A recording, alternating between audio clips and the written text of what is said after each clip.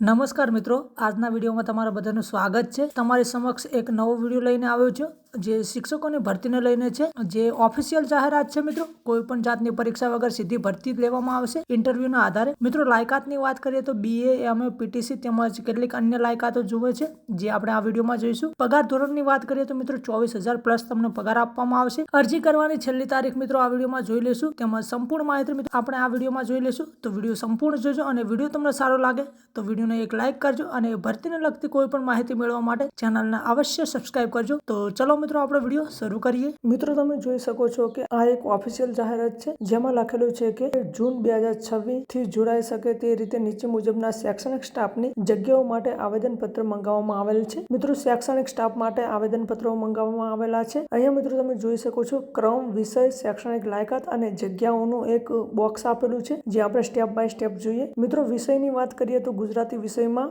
એક જગ્યા છે। શૈક્ષણિક લાયકાતની વાત કરીએ તો MA B.Ed કરેલું હોવું જોઈએ, તેમજ અંગ્રેજી વિષયમાં પણ એક જગ્યા છે, એમાં પણ MA B.Ed કરેલું હોવું જોઈએ। સંસ્કૃત વિષયમાં પણ એક જગ્યા છે, એમાં પણ MA B.Ed કરેલું હોવું જોઈએ। વિજ્ઞાન વિષયમાં પણ એક જગ્યા છે, જેમાં MSc B.Ed કરેલું હોવું જોઈએ। સામાજિક વિજ્ઞાનમાં પણ એક જગ્યા છે, એમાં પણ MA B.Ed કરેલું હોવું જોઈએ। નામું, વાણિજ્ય, આંકડાશાસ્ત્રમાં પણ એક જગ્યા છે, જેમાં લાયકાત MCom B.Ed કરેલું હોવું જોઈએ। PTI માટે પણ એક જગ્યા છે, જેમાં BPEd અને CPEd કરેલું હોવું જોઈએ। ભૂગોળ, મનોવિજ્ઞાન, તત્વજ્ઞાનમાં પણ એક જગ્યા છે, એમાં MA B.Ed કરેલું હોવું જોઈએ। કોમ્પ્યુટર ઓપરેટર માટેની પણ એક જગ્યા છે, જેમાં લાયકાત કોરલ ડ્રો જાણકાર હોવો જોઈએ। તેમજ મિત્રો હોસ્ટેલ માટે ગૃહપતિની પણ એક જગ્યા છે। ત્યારબાદ નીચે જોઈએ તો પગાર ધોરણ અને શરતોની વાત કરીએ તો મિત્રો શૈક્ષણિક વિભાગ દ્વારા જ્ઞાન સહાયકને ચૂકવવામાં આવતા પગાર ધોરણ ન્યૂનતમ 24,000 નિયમો અને શરતો લાગુ પડશે। મિત્રો, 24,000 પગાર આપવામાં આવશે, તેમજ જે તે એમના નિયમો હશે એ લાગુ પડશે।